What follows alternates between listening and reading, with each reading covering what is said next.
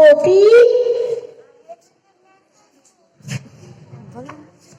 কবি উপেন্দ্রচন্দ্র মল্লিকের লেখা কবিতা 21খানা বই।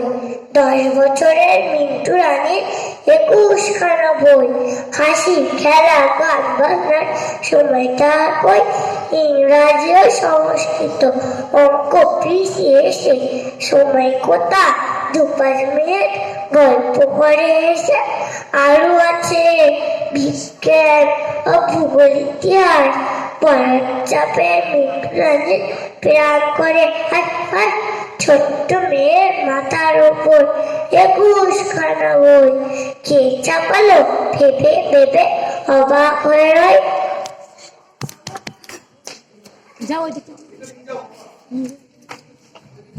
দেবা